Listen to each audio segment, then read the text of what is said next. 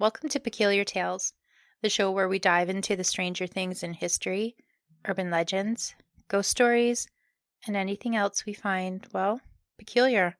I'm Dawn. And I'm Christy. 1929 brought about the end of the Roaring Twenties, a decade of significant economic prosperity.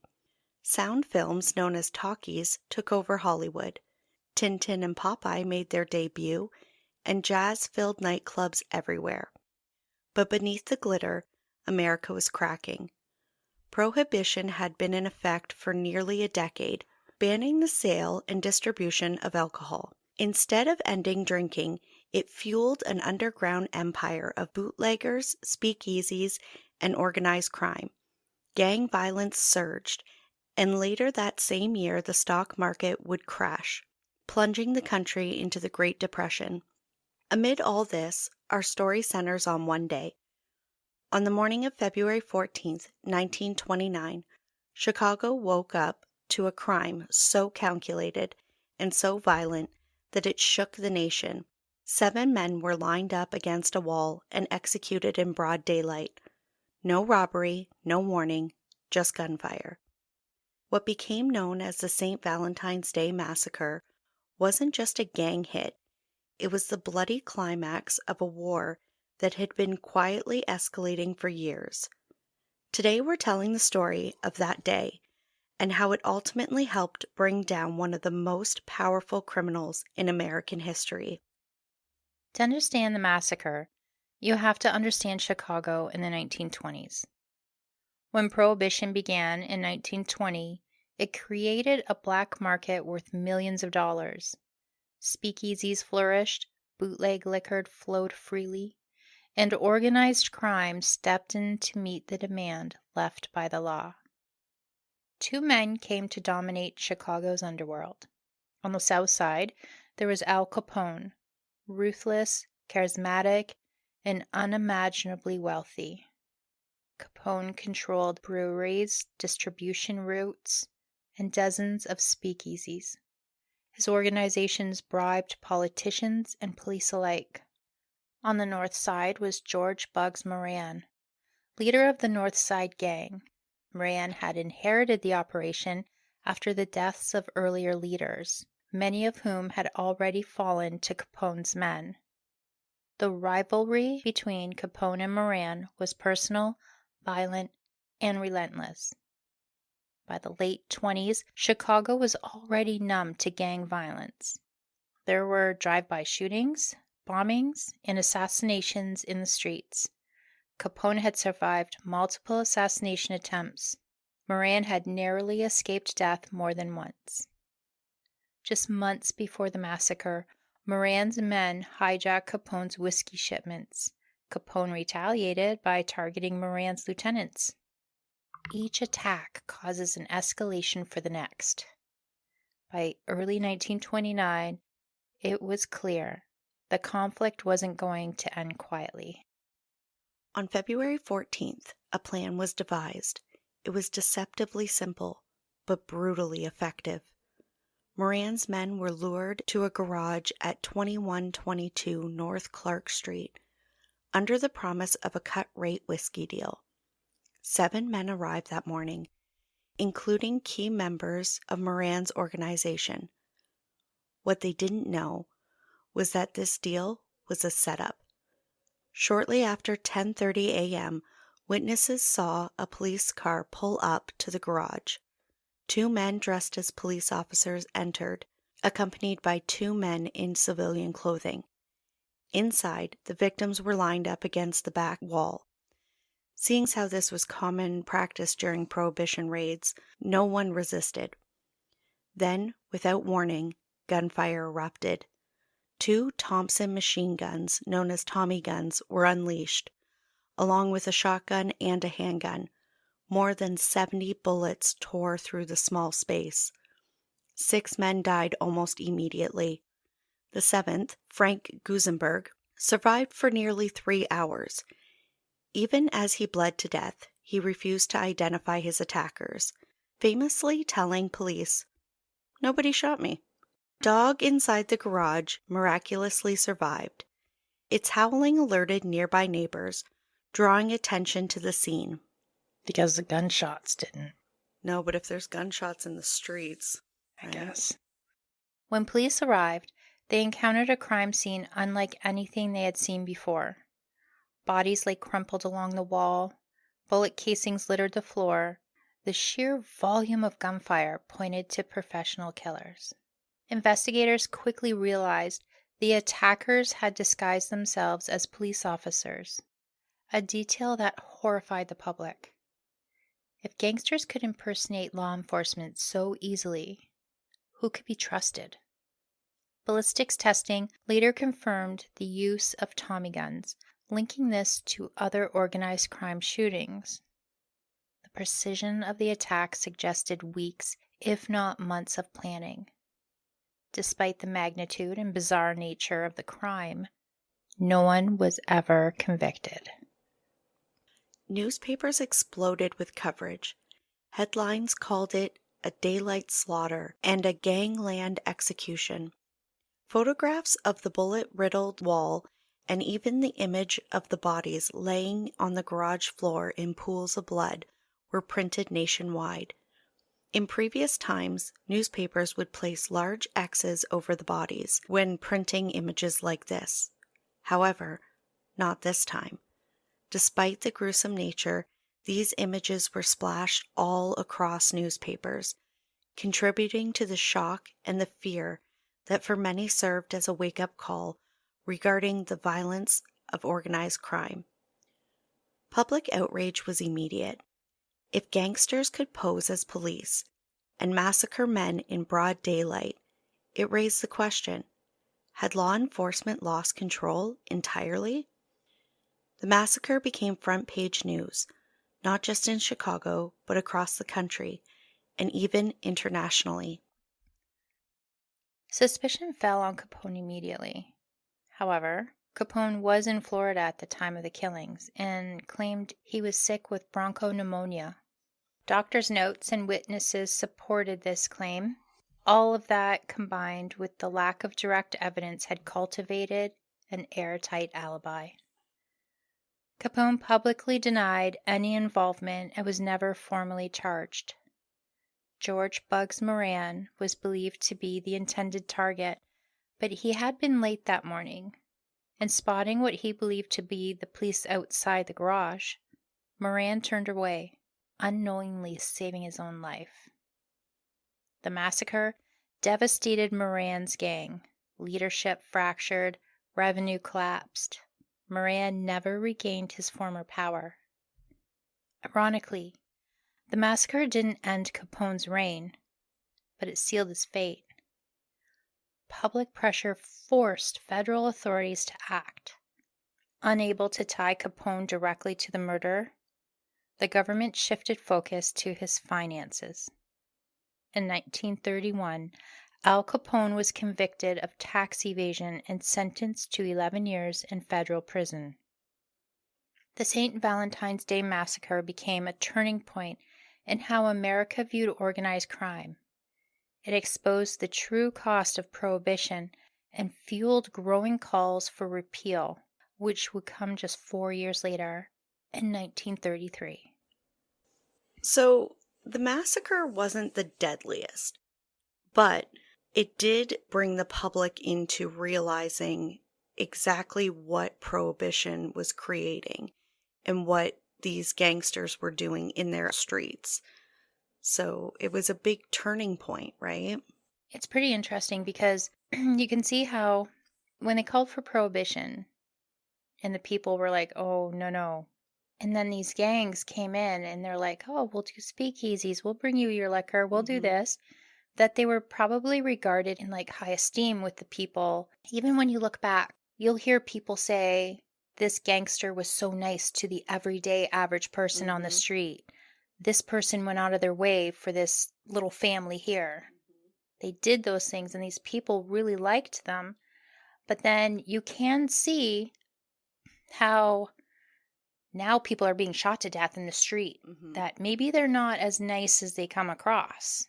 Maybe it's not all just fun and games, right? Well, that's exactly it, right? Like Capone was known for being one of those guys, right? Where people were captivated by him. Mhm. But he was fighting against other people to make as much money as possible. It didn't matter who got in the way. No. People were going down and he was going to reign supreme, just like any other gangster of that time.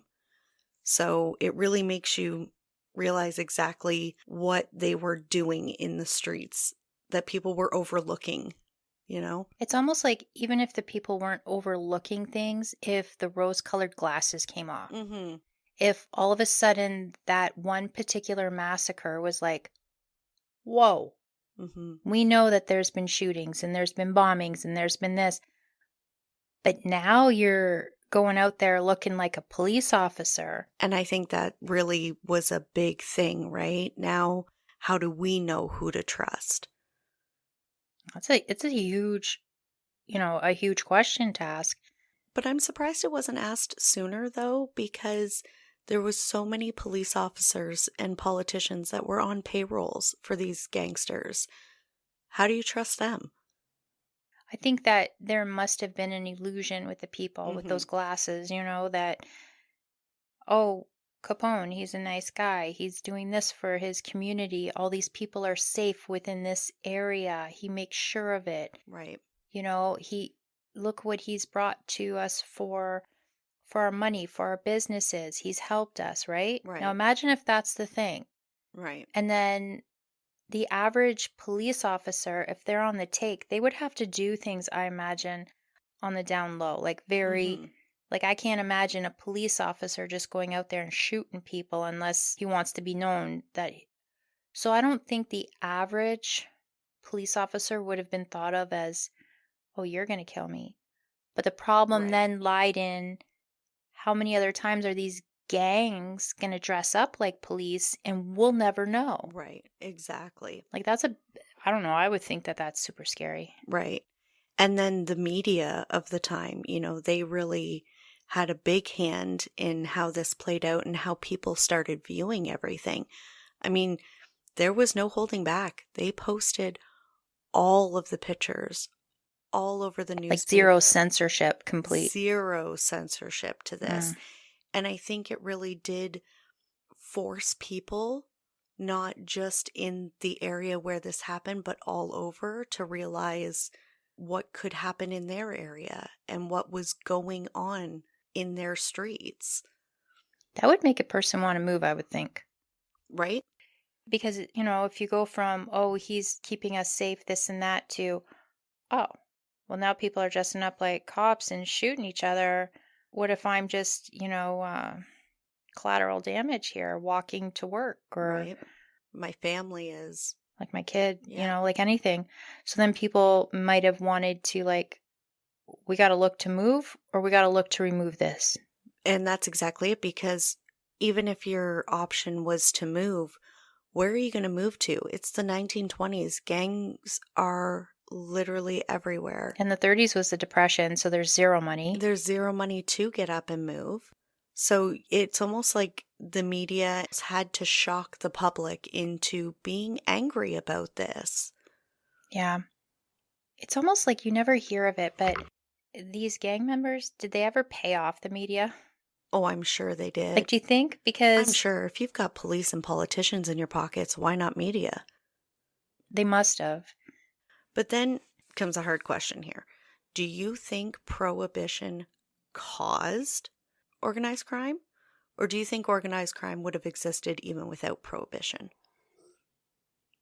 How can I say this? So I feel that when there's interference, Mm-hmm. there's a lot of drinking. There's a lot of men drinking Mm-hmm. after work, maybe not working. This is a thing. Mm-hmm. We're going to do this. And it caused a bigger mess. Right. Caused a way, way bigger mess. I mean, it was a profitable mess, clearly, Yeah. you know? Um, but I feel like it escalated things on a different level that clearly they didn't even think of. I think it just opened the door. It made it easy, right? You don't have to do something that's way out of your comfort zone. This is booze. And all you have to do is provide it to the people, and they will pay, and they will come, and they will gamble and dance and drink the night away and fill your pockets. It's an easy hole to fill. I feel like the thought process may have been parental on some level, like, oh, Hmm. well, now you don't get this, and Right. we're in charge.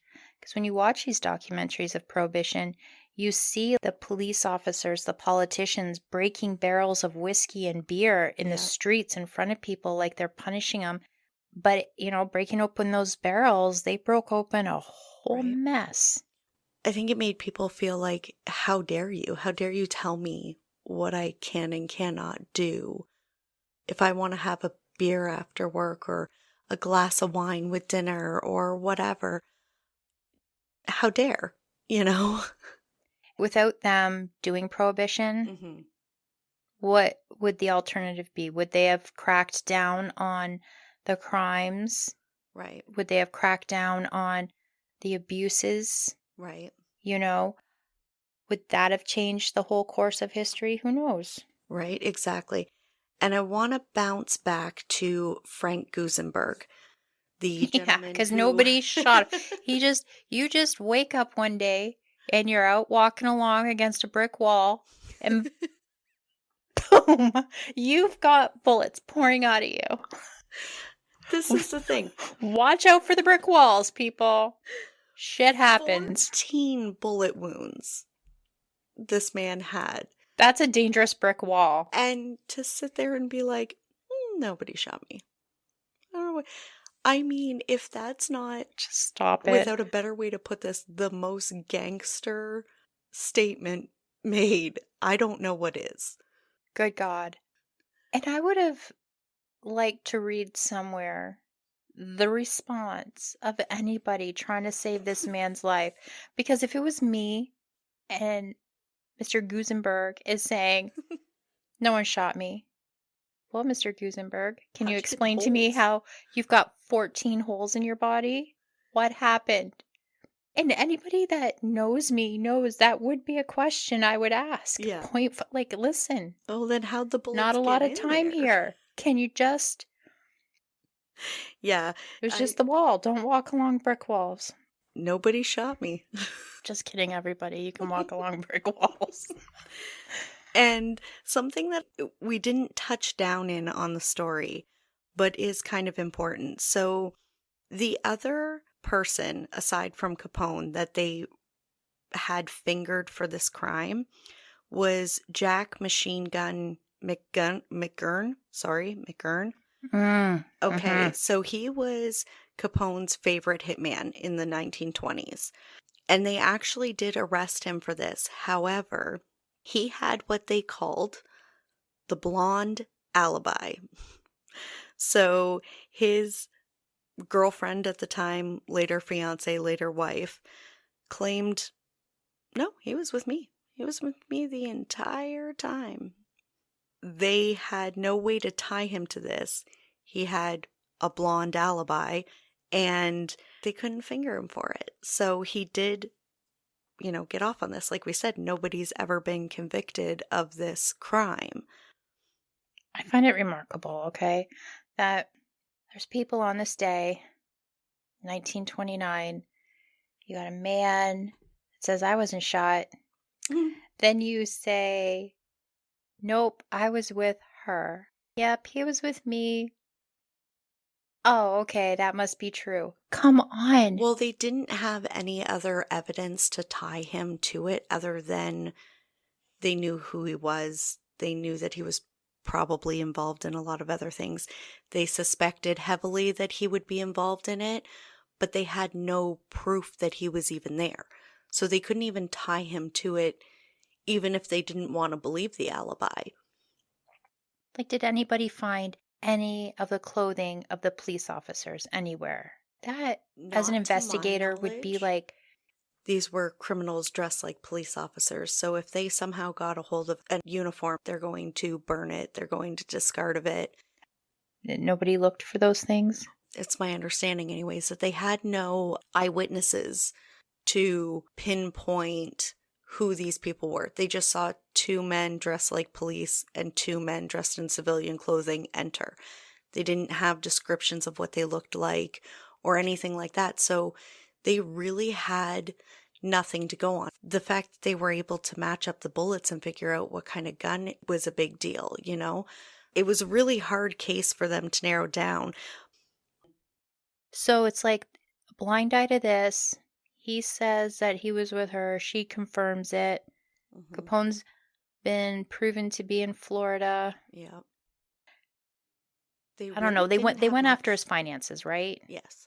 But that was just here, we'll give the people something. Right. Well, that was the only thing they could go after him for, right?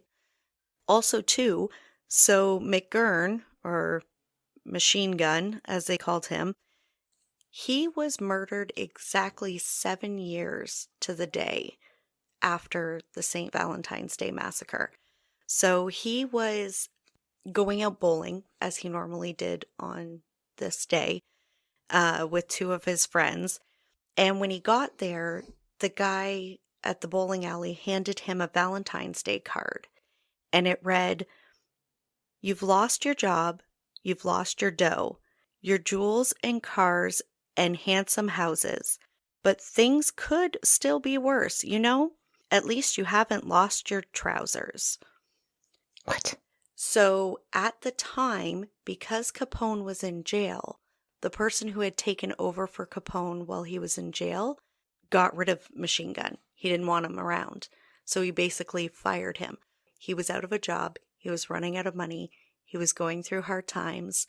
But the fact that it was a Valentine's Day card on Valentine's Day was actually like 1 o'clock in the morning on the 15th when he was shot.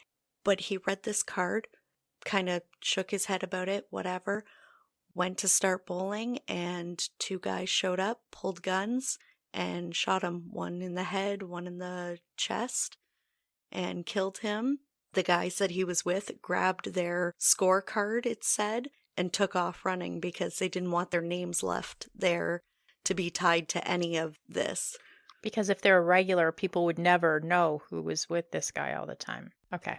I feel like they all had their ways Mm-hmm. of keeping score, so to say. Mm-hmm. No pun intended. And I do believe that Capone and McGurn are actually in the same cemetery. You'd have to look it up, but I'm almost positive that the two are buried near each other. The St. Valentine's Day Massacre remains one of the most infamous crimes in American history, not because it was the deadliest, but because it was so public, so calculated, and so symbolic. It marked the moment when gang violence could no longer be ignored, and when the lure of a man like Al Capone began to crumble under public scrutiny. A massacre conceived in secrecy, unleashed in a storm of gunfire, and frozen in history as the moment America could no longer look away. And as always, thank you for joining us on Peculiar Tales. If you enjoyed this episode, we'd love to hear from you. Leave us a comment, a review, or a rating wherever you listen. It truly helps these stories find their way to new listeners. Be sure to follow us so you never miss an episode. And until the Peculiar calls again for another tale, bye for now.